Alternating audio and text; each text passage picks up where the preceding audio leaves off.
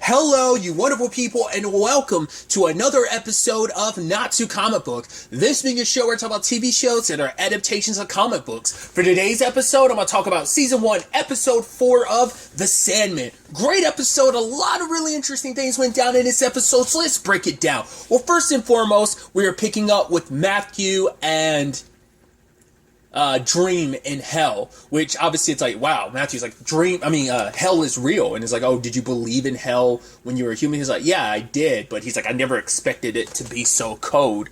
I'm also curious, is that, because he even wonders, like, right, if you don't believe in hell, can you even come here or not? And even being surprised is like, wait, are the souls of, like, the damned, like, do they have to bring their own fire in hell? I guess, like, maybe that's the only way to survive in hell. Like, oh, you have to make, I don't know, that there's ways you can interpret that. Either, like, oh, like, you have to bring the fire and brimstone that you're going to suffer through, you have to bring it. Or bring your own fire, because if you don't, you're just going to die in the freezing cold that is, hell. I guess it's hell's way, continue layered punishment upon you. Like, yeah, you have to ensure your own survival in hell. Maybe that's a justification. I don't know. But obviously, I love learning about some of, as he calls it, the protocols, the rules to it, that lords may not just enter another lord's territory without their permission. So I'm assuming that means, like, I assume that applied to his siblings as well, because they're rulers and kings and queens of their own realms as well. And I'm curious, like, are those the only, because they mentioned 3 other siblings. Well, there's 4, but that we're at least aware of. We know Depth is in this. We know Desire is in this. I don't know if we're going to meet Destiny in this. I think in total he has like 5 siblings, I think there's a total of 6 of the Endless, if I'm not mistaken. So we know 4. There's at least, we know 5, but there's one we're not aware of.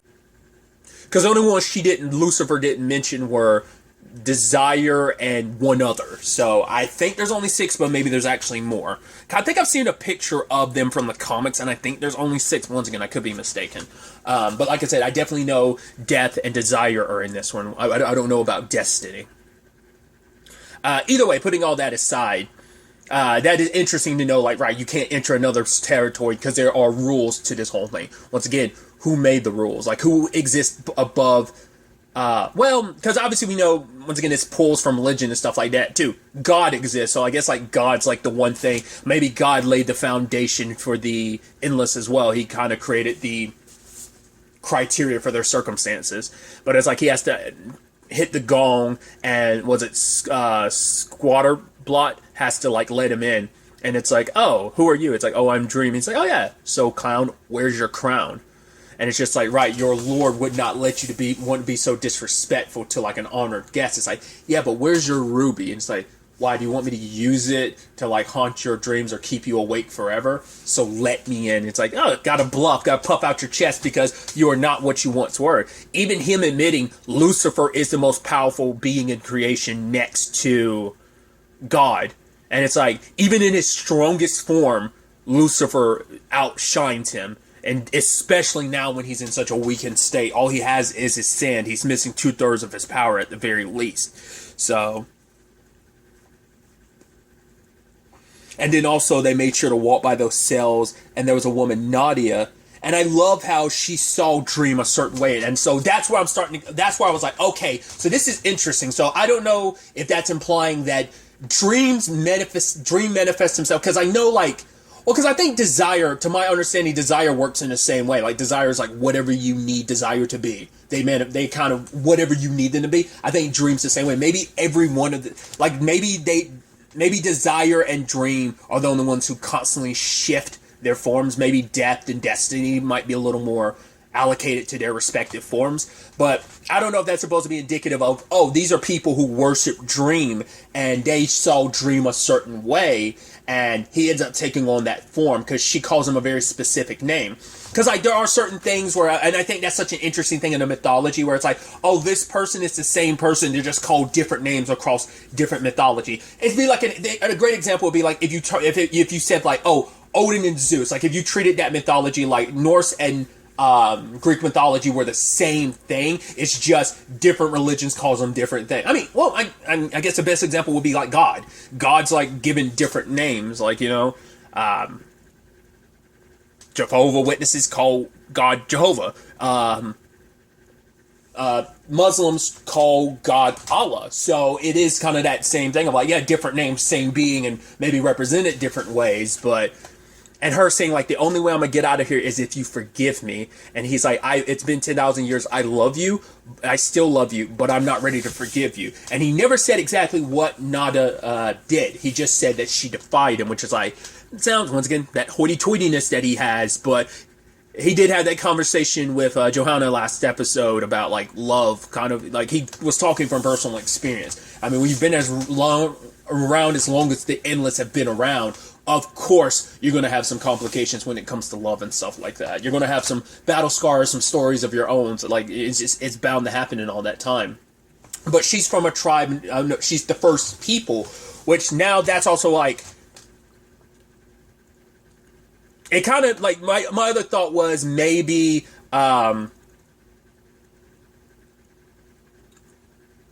Dream just took on a form that appeased them more, or like I said, I think it had to allocate itself more to like, no, he is what people see him as, what they believe him to be, and it's like, right, we're the first people, so we would want this person that we believe in, we worship, to look like us. So of course Dream is whatever people want him to be. Like I said, I think maybe like the rest of his siblings, at least Desire I know is, but I don't know if the others are just kind of like that. I think a lot of them are probably set in their forms. Or maybe Dream just changes his form every so often at whatever kind of suits his purposes at the time, whatever human form works the best and kind of makes things easier for him. But it's interesting to know that Dream is the one that put her here. And even like, it's like, wait, you're the one that put her here? Because she was asking him like to please let her out. Now this is where once we kind of get into that Lucifer of it all, and I brought this up last episode, I was curious, does this hell work in the same regard as hell in the show Lucifer? In that your guilt is what keeps you there. She wants his forgiveness. So I'm thinking it could still be that thing of, oh, like she wants his forgiveness because if he can forgive her, that'll alleviate some of that guilt and she'll no longer feel guilty and she can leave hell. You know, you are your own damnation. Your guilt is what determines whether or not you go to hell or heaven. So they never expressly set up those rules, but that could be still applicable in this case. They didn't completely denounce it. Like her asking for his forgiveness could be her way of getting rid of her guilt. You know, because she's like, right, your forgiveness is the only thing that set me free. But the other lane of that could just be like, no, she's here because you literally imprisoned her, and maybe like someone else's damnation of you, like whether it's Dream or whether it's someone else, if someone damns you to hell, like until they forgive you. So maybe it's on the opposite side. Instead of like guilt in Lucifer being what keeps you, personal guilt, maybe it's someone else's damnation of you and their forgiveness their damnation that sends you to hell, and their forgiveness is what gets you to heaven. Maybe not. I think they left it vague enough that like I'm going to just lean more towards attributing it kind of like self-guilt, kind of like the show Lucifer. I'm just going to kind of apply that. So, but I love that Matthew was going to fly up and get a lay of the land. So he was going up, and he saw the trees. He was like, nope, never mind, not going to do that, because he saw like people in the tree. So I don't know if those are people who got souls that got lost along the way and got molded into the trees or what. It was creepy as hell. But I love the scenery here. And obviously, Gwendolyn,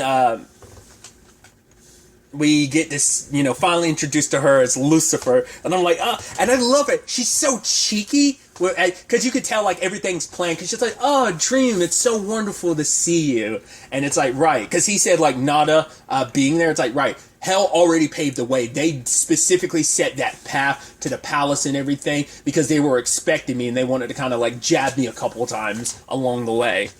And then it's like, good to see you too, Mazza King. I was like, yeah, because of course it's Lucifer and Mazza King, but still it's just kind of like, yeah. Because it also feels, it's so weird. Once again, like, I I mean, and I'm not going to be like, that's not my Lucifer, that's not my Mexican. It's like, no, I'm not going to be I think that's idiotic. You know, it's like, right, everything's up for interpretation. Everyone's going to do a version of it. But it's still it's still wild just to be like, yeah, like I got 6 years of a version of Lucifer and Mazikeen, but it's still kind of wild. But like, when the moment he dropped Mazikeen's name, I was like, of course. And it's interesting because unlike Maze in the original show, like in Luke, not to say the original, so, I mean, canonically speaking, this is the original show, you know. But it's interesting. I guess while in hell, you don't need to cover up your face because she hides her like that demon side of her face. Like she pops it up every once in a while in Lucifer, but in this, I guess because she's in hell, she wears it like all the time. So, but it's like, oh, do you have the name of the demon that has your helm? It's like, no, I do not. Oh, I guess we'll just have to summon them all. Go ahead. Do you want to talk to them one at a time? I'm like, look at you being so cheeky. I love it. I love it so much. And it's just like, oh, but the fact is, you are always so allocated to your tools. You know, I mean, she's like, how the mighty have fallen. For you to get captured by mortals and then have your tools taken from you, you rely on them too much and now it's left you vulnerable. He's like, well, I do have my sand. And yes, like, having my sand here in hell allows me to bring forth anything of mine that's also in this realm. So bring forth the demon that has his helm. The demon's like, yo, I made a fair trade. I'm not handing this over. It's like, fine, we'll basically have a challenge. And it's like, all right, I accept the terms. I lose, I become your slave and serve you all eternity here in hell. But if I win, I get my helm back. And it's like, who's going to be your champion? I was like, well, of course, he's going to say himself because he probably can't summon Lucian because she's not the fighter. But also it's like, right, once again, that stubbornness of like, right, I will be my own representative. And then it's like, well, who's going to be yours? At the moment she said that, I was like, it's going to be you, isn't it? Because they made a point to say Lucifer, even Morpheus can admit that Lucifer's stronger than he is. And at first he's almost like, of course, I played right into your... Because, once again, the devil is super, super cheeky. And I love the moment, like, she's so smug about it, and she changes from her white uniform to her black uniform, and it's like, okay, like, not unless you want to back out. And he was like, no, I accept the terms, let the challenge begin. And he kind of puts on kind of like some body armor on top of his coat. And I love this battle. It reminds me of like a psychic battle, like a very, like Legion, how like you had, Farouk versus Professor X, or even just Farouk versus David, this battle of the psychic minds and how that's manifested. I like that. This is a battle of like transformation of like, it's a move for move. It's like, okay, I'm this one thing. Let's see what you are. And it's like, oh, I'm a wolf hunter. Shoots an arrow, and the arrow and the wounds manifest themselves as real wounds. So the back and forth of like poisoning, clawing, shooting each other. I love it. And it's like, oh, you're dying from like an amoeba, like infection or whatever. I am a world. And then Lucifer counters, I am a nova. And I'm like, oh, some very like Final Fantasy meteor spell just got cast type of shit. And then it's like, oh, I'm a universe. And then that line and that transition was so beautiful of like, I am a universe. And then I am anti-life. And you see like a shadowy figure. It was very reminiscent of, spoilers for What If, when Ultron devoured an entire universe. It was on some like Galactus level shit like that. But it's just like her, like the galaxy is right there. Her universe is there, and she's like grasping it. Like you see, like this shadowy figure that you can clearly make out as her. I'm surprised they didn't full blown like. Because I almost had expected them to do that, where like she claps her hands around it, and then like the darkness kind of fades away, and then she's there, like she kind of like she comes back into focus, essentially. And it seemed like, oh, he was almost down for the count. But Matthew was like, no, I'm not going to leave you. Because he was like, yo, go back to the dream realm and tell Lucian what's happening. Because I don't want to disappear on Lucian again and her never having any answers. But he's like, no, we promised we were going to get that helm. But it seemed, I guess any normal human won't be able to understand Matthew, at least to our understanding. We only had that interaction between Johanna and Matthew last episode, but Matthew didn't physically say anything. We didn't hear him say anything to her. But I guess it's like, right, Lucifer's a celestial too, so it's like probably be able to hear. But Matthew's like, no, like, Dream cannot be without a raven. I've got your back. It's like, come on, you're not dead. Dreams cannot fucking die. you know what, you are king, you're Morpheus, you're king of the dreams. And it's like, it's his move. And she's like, there are no more moves to play. It is still his move, your majesty, having to show respect.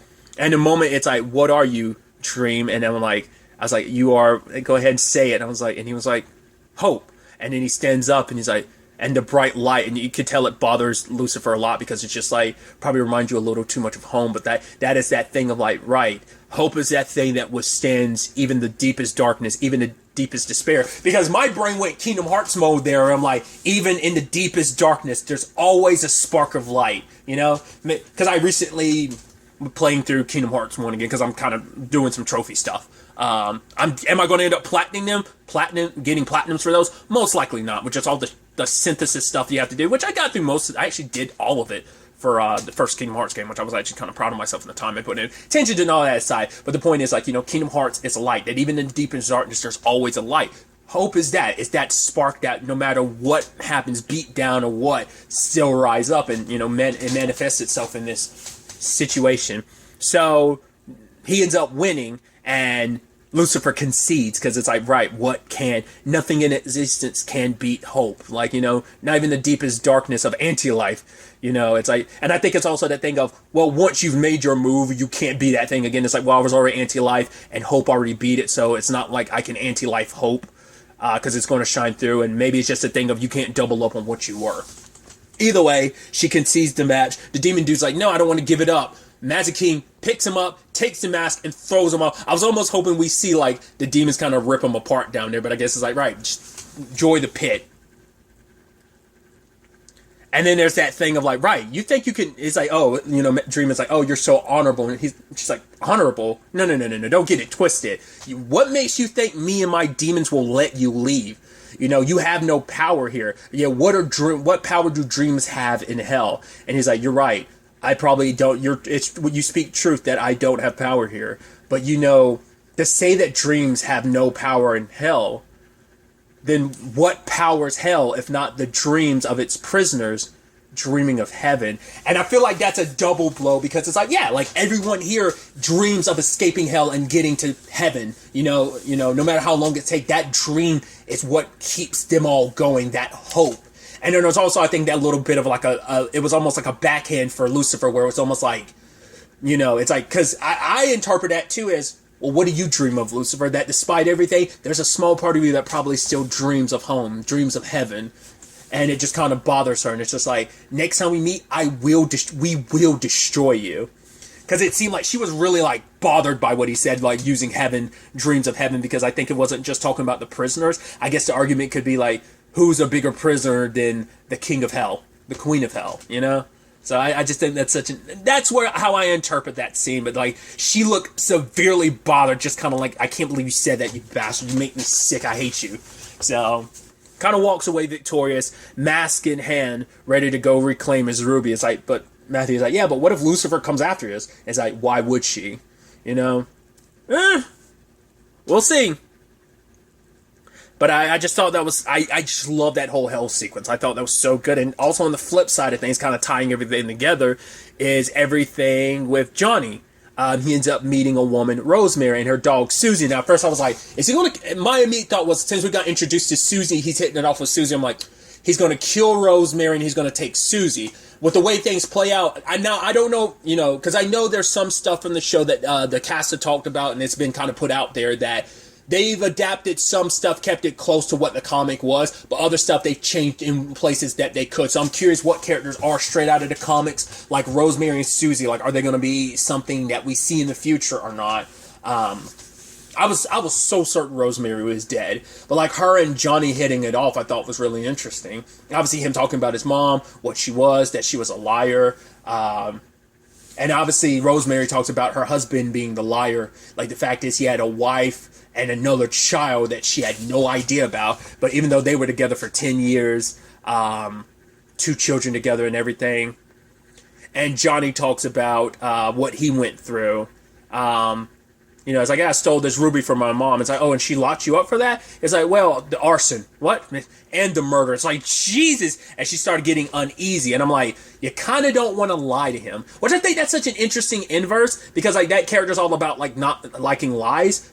Lucifer from the show Lucifer was very much like that too. Like, I don't like lies. People attribute Lucifer to be the prince of lies, and it's like, no, I don't lie. I don't ever lie. Once again, there's lies of omission, and that kind of gets into a gray area, but still. He almost has that element to him where he like hates liars, because she was saying like, oh, liars are kind of like the worst thing. He was like, yeah, they are. I mean, look at what I'm a byproduct of a liar, someone who spent over 100, well, probably a little less than 100 years being a liar, shifting from one place to another, being a different person, so it's like, yeah, and what those lies created me into.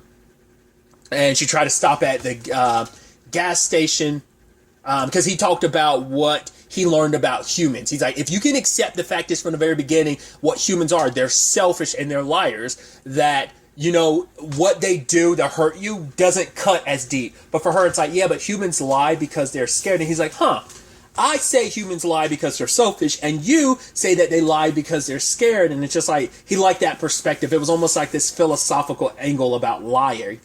And obviously the gas station scene, you're just like, oh boy, that's not going to end well for the guy who's got the gun on. And it's like, yeah, I won't hurt you as long as you don't give me a reason to. We also got an answer to last episode, really quickly, where I'd wonder, like, right, we know that he told his mom last episode that he changed the ruby so that it will only work for him. I was wondering, like, will that still apply to Dream, or will Dream be able to supersede that? Nope. The moment he picked up the ruby, because he found it, because his helmet gave him the sight that he needed to find it. Found it, got there before Johnny, but him and Matthew got knocked out because of it. And now that he's got his ruby back, he doesn't need the pendant anymore. And it's like, right, good people typically don't survive long in this world, so he gave Ruby the pendant. He was like, the amulet, being like, right, no one, not even me, could ever hurt you again. Live your life. You are a decent and good person. And it's like, because I guess in his mind, because he's like, right, I'm gonna take this ruby and I'm gonna do what I want to do. Save the world. So I don't know whether because he says like anytime he had the ruby, people would come after him. Is it like a byproduct of the ruby where it will draw upon people's desires and stuff like that, and that power and that want, maybe it feeds off of that and kind of drives people insane and they want it, and he had to kill those people? Or maybe he showed off what it was capable of and people got greedy, as humans can be, and ended up coming after him. The fact is, it is a thing that can make dreams, but also, once again, nightmares come to reality, and he wants to save the world. I guess save the world maybe from itself. Maybe he plans to rid the world of all, because he even said the people he killed were bad people. So, but that's a matter of perspective. Or maybe it's going to be clear cut and they're like, no, the people I killed were super bad. So there's no ifs, ands, or buts about it. But he now has the ruby. At the very least, Dream has 2 of his 3 items, but he's still going to need the ruby back. And obviously everything's going the way that the Corinthian wanted. He wanted things to kind of play out this way, because with the ruby in hand, I mean, granted, I guess like what it grants him outshines whatever that amulet is. Because even that demon was like, yeah, I traded it for like, yeah, that necklace, that amulet of protection meant nothing in comparison to what this helm is really worth. I get, because truth be told, it doesn't mean anything to anyone other than Dream, because they're not just tools, they're part of him. So it's definitely going to be interesting to see where the next episode takes us going forward. Obviously, Johnny's got his ruby back. What that means, what that turns into, we'll ultimately have to wait and see how he plans on going about saving the world, how Dream plans on getting back his ruby. It's definitely going to be interesting to see how this all plays out in the next episode. But, yeah, and also, will we see any more with Susie and Rosemary? Once again, we'll have to wait and see on that front as well. But really, that's all I'm going to talk about. Till the next time we meet, be happy, be safe, live life to the fullest, and enjoy it. Good day, and goodbye.